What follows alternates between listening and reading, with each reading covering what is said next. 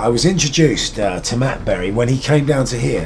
This is the office of Acid Jazz Records where we're based, and it's in Bethnal Green.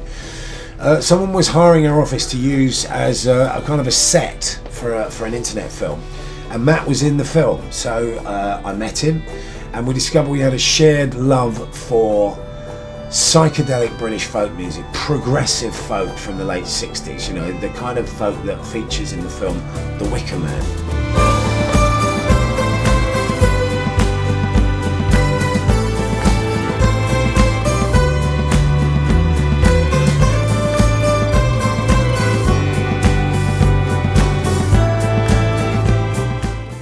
We got talking, and Matt told me that he'd made an album and that he'd like me to have a listen to it. Now, you know, I didn't know Matt, and I didn't particularly know his comedy work, and I had a listen, and it held its own. So I immediately signed him to Acid Jazz, and the album, which became Witch Hazel, was released spring 18 months ago. Well, it's probably 2 years ago now, and it did remarkably well.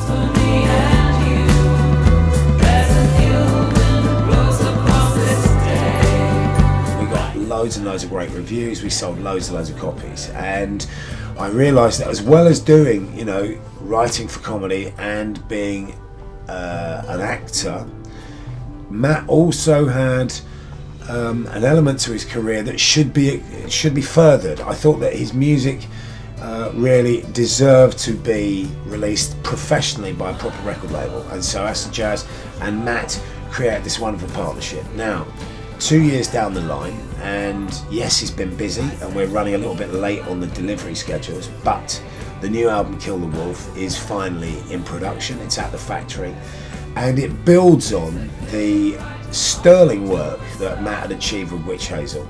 I think it's a bit more mature as a piece of work, and again, Matt plays all of the instruments with the exception of drums, and he has a little bit of help from Cecilia Phage, his co-musician.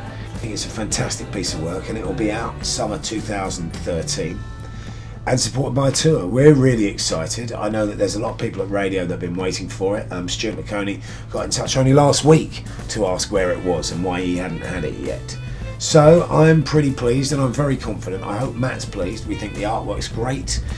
And we're releasing it in a few different formats, actually, which is something that vinyl has become very important in the music industry over the last 3 years. From being the cassette of music retail, it's moved back to being the premium item. So we're releasing Matt's album in a gatefold sleeve. We're releasing a coloured vinyl version.